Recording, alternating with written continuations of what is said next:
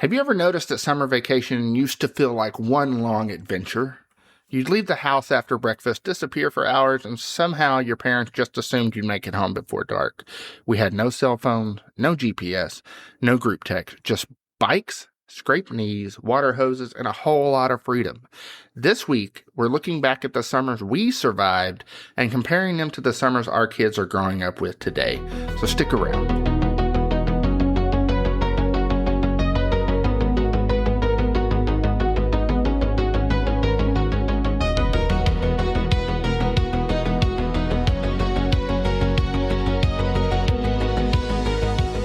Hey everybody, welcome back to Mostly Me, Occasionally Wise. I am your host, Brian, and whether you're listening on your drive to work, mowing the lawn, sitting on the porch with a cup of coffee, or just hiding in the garage for 5 minutes apiece, I appreciate you spending a little time with me.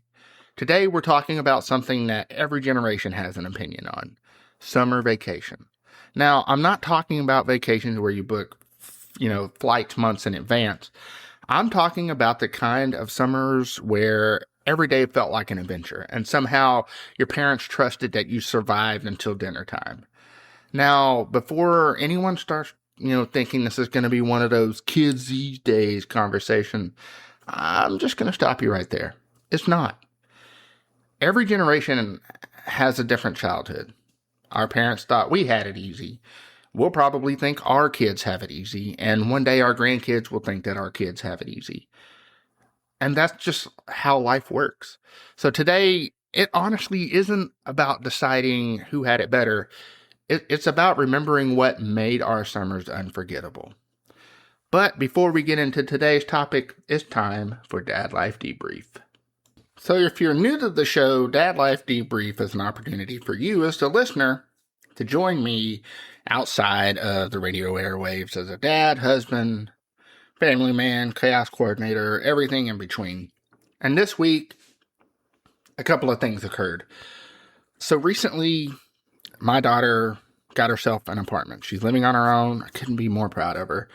And she wanted her younger brother to come over, the 13-year-old. She's not ready for the 4-year-old. She has thrown out the idea of doing it overnight, but that's about it as far as the 4-year-old goes. She wanted to spend a couple of days with the 13-year-old. And that melted my heart, because I will be honest, when we first adopted our two boys, the 13-year-old and the 4-year-old, I was worried that there was going to be some struggles there, but there hasn't been.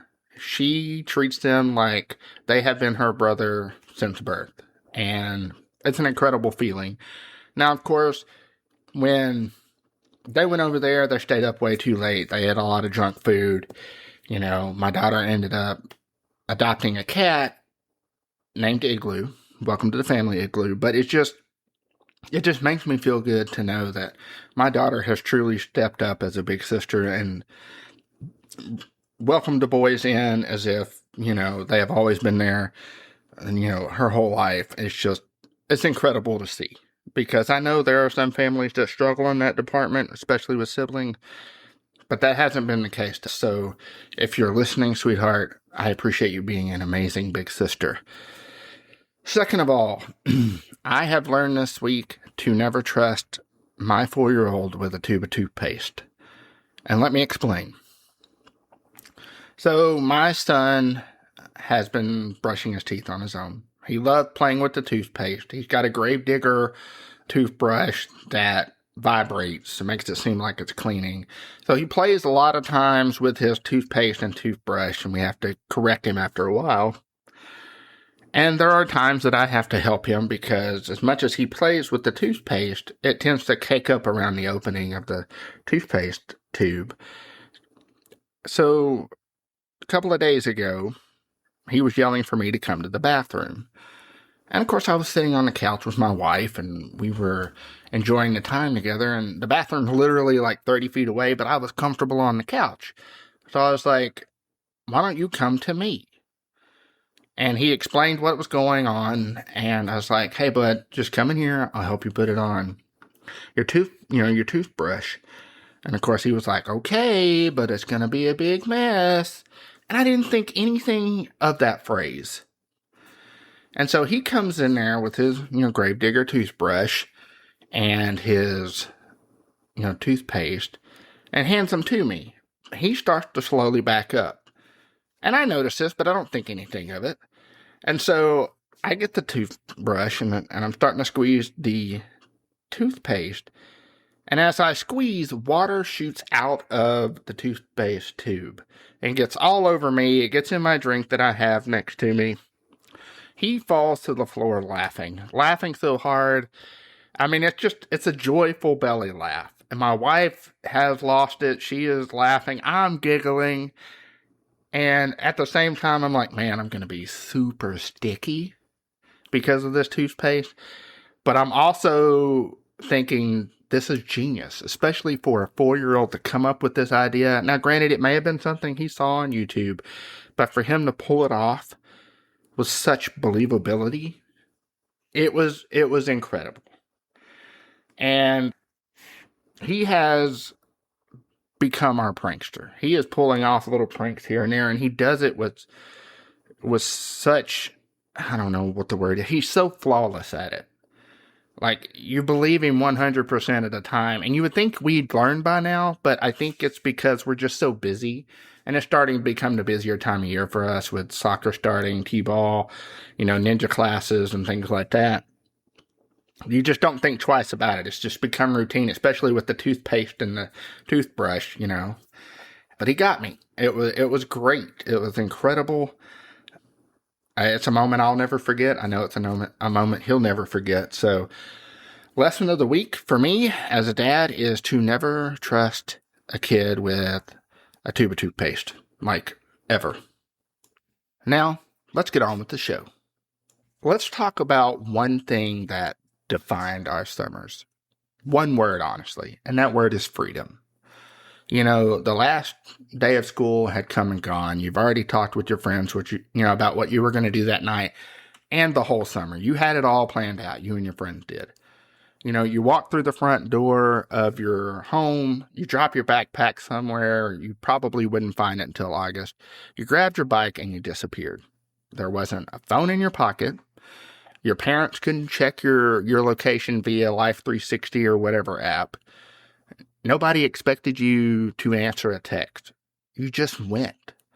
Now, most of us got one instruction before we left. Be home before dinner, be home before it gets dark, or be home before the streetlights come on. And that was it. No hourly check-in, no GPS, just trust. And looking back, I'm amazed our parents weren't completely stressed out.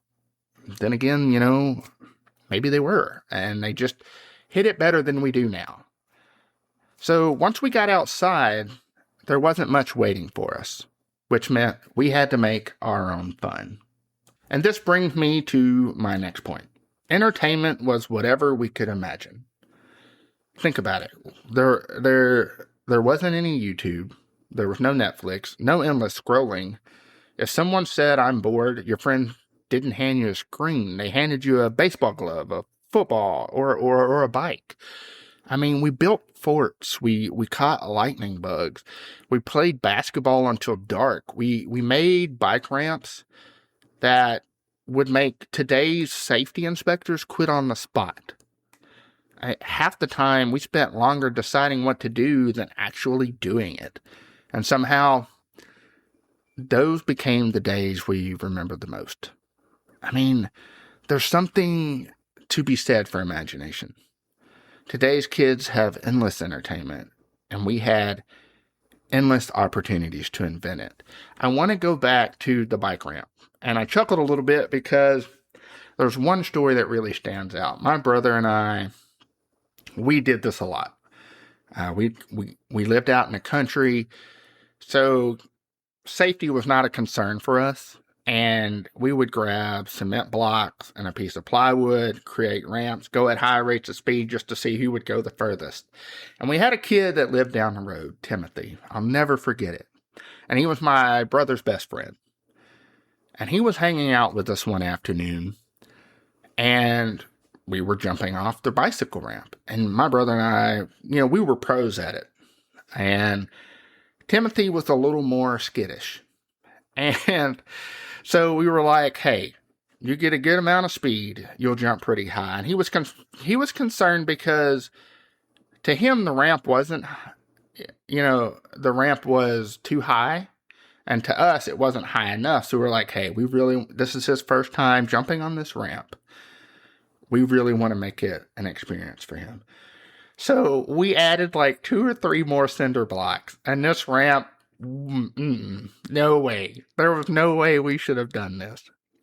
And we didn't have bicycle helmets. So it was just, if you fell, you kind of sat there a minute, made sure nothing was broken, and you get back up and do it again. But we told Timothy, after creating this monstrosity of a bike ramp, hey, you hit this at the right speed, you're going to go flying further than, my brother and I have ever flown. And then we got him pumped. I mean, we were pumped ourselves. We were looking forward to doing it. And so we had a driveway that was a circle because we lived in a trailer park. And so we walked back and we told him to start at a certain point to where he would get enough speed and he would clear this ramp. And of course, my brother and I booked it back to the ramp because we wanted to see this. We were ready for this magic that was about to occur. And Timothy's coming over the hill going down the driveway, and he's got some speed. He's fixing to create some magic.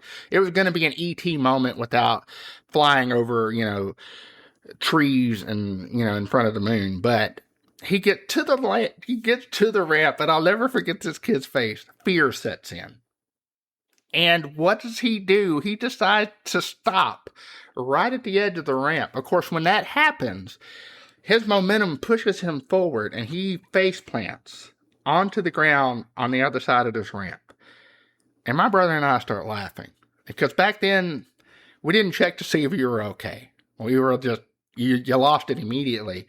And Timothy rolls over, and he has got like grass and mud all in his teeth. He's crying. And we stopped laughing immediately. We're like, oh no, this isn't good. And he gets on his bike and goes down the road, and we never see Timothy again. And to this day, my brother and I, it was a story we'll never forget. And now it's funny because my 13-year-old rides his bike a lot. He's already broken his nose once from doing something crazy, going down a flight of stairs. But he had mentioned him creating a ramp, and I get nervous when he does it. My anxiety gets a little high because I truly know the dangers of creating a makeshift ramp and everything that could go wrong. And I don't want him to have to go through that because I'm going to be honest, kids today aren't as tough as we were back then. And it's not necessarily anyone's fault. It's just obviously the times have changed. But yeah, that's just, whenever I think of bike ramps, that's just a magical story that just pops up. So if you've ever done it, I'm sure you've had a good laugh. I'm sure something like that's happened, to you or to your friends, of course. But, the memories. So let's settle a little debate. With running around outside, you would get thirsty. And that usually led to one thing. We drank from a water hose. It wasn't cold. And it usually tasted like rubber, maybe a little dirt, Nothing wrong with a little seasoning with your water hose water. And sometimes the first few seconds after you turned it on was hot enough to make coffee. But it didn't matter because you were thirsty and you drank it. Nobody carried reusable water bottles. Nobody asked if it was filtered. You just took a drink and kept playing. And looking back, it's honestly kind of funny how normal that felt. Because now, if I catch my kids doing it, I'm like, no, don't. Because there's all sorts of diseases that they can get from that kind of stuff. Or bacteria or whatever.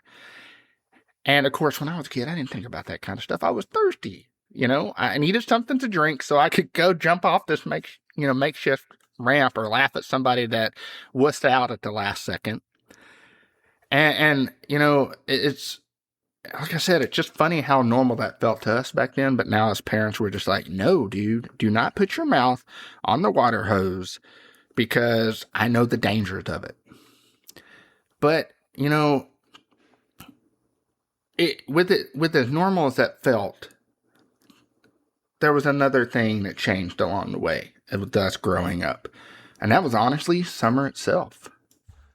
Summer for us was simpler. But for kids today, they have camps, they have, sports, music lessons, vacation schedules, travel teams. And honestly, those are all wonderful opportunities. But for us as kids, our summers looked a whole lot different. Monday, we were outside. Tuesday, outside. Wednesday, we'd find your friends, and then we'd play outside. Thursday, ride bikes, jump off ramps, create chaos. Friday, do it all over again. The calendar wasn't full. Our days were, just full of green grass and opportunities. And now, all that freedom also meant that we had to make some decisions that probably weren't our brightest. And this kind of leads into my next segment. With with all this irresponsibility and poor decision making, we survived.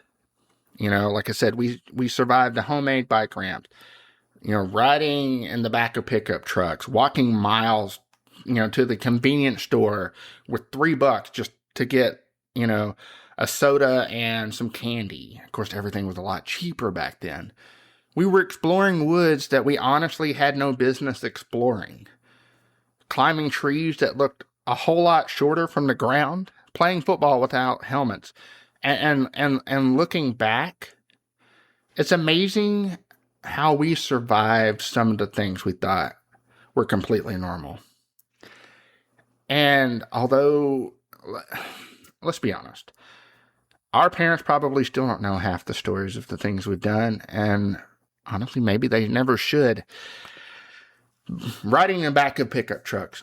I have talked in the past how I didn't have the greatest relationship with my dad, and there were very few happy moments. Riding in the back of pickup trucks was one of them. He had an 88 Silverado, and he had worked on the engine, and this thing was fast. And I was supposed to get it when I turned 16, but there were some major mechanical issues, and he ended up having to scrap it. But I remember going down back, old country back roads, and my dad would stop, and he'd be like, all right, get in the back. And of course, my brother and I, without any hesitation, would jump in the back. And he'd tell us to put our butt in the seat, in the cab of the truck, in the back of the truck, because he was about to gun it, and we were going to go a high rate of speed, and we didn't care. And when he did it, we would laugh, we would scream. Sometimes we get smacked in the head, by a bumblebee. It's just, talking about this and doing this episode has just stirred up so many memories, so many amazing memories. And that was one of them. I will never forget, riding in the back of the truck with, my dad driving. And back then, cops, yeah, if you were unsafe, cops would say something, but cops don't, back then didn't really care because they were doing the same things with their kids, or they were the ones riding in the back of the truck. Nowadays, you wouldn't make it far down the road without a cop pulling you over or some nosy neighbor calling and saying, how completely unsafe this is. It's just like we have, as a society, become so uptight with things. And I talk with my wife a lot. There are a lot of times with all the stories and all the videos and social media and things, people just need to learn to relax and take a chill pill. Drink from the water hose. It's like we're just so wound up, and it's sad because I'm part of that. While I have learned to loosen the leash on my kid, I sometimes struggle with letting them do the things I did as a kid because it was unsafe. But it's just society as a whole nowadays just frown on a lot of things that they didn't frown upon when we were younger. And with that said, here's what I've realized. Every generation believes that they've had the best summers. And maybe they're all right, because the best summer isn't measured by what you had. It's measured by the memories you've made. Bike rides, the smell of fresh cut grass, lightning bugs, water hose drinks, racing home because the street light came on and your parents were fixing to start yelling for you. And, I'm grateful my kids are making memories that belong to them, because, one day they'll tell stories about their childhood and they'll smile, just as much as I did today and just as much as you have, just thinking and remembering about our amazing summer vacations growing up. And to be honest with you, that's what really matters. Before we wrap up, I'd love to hear from you. What's one memory from your childhood summers that you'll never forget? Was it riding bikes? Was it camping? Was it swimming? Was it building forts? Or maybe drinking from the water hose? You can answer this question or just give us stories about your summer over at the Facebook page, Mostly Me Occasionally Why, or send me an email at mostlymecontact@gmail.com. I'd love to hear some of your stories, and who knows, they may be on future episodes. So until next time, never trust a 4-year-old with a tube of toothpaste, and stay mostly you, occasionally.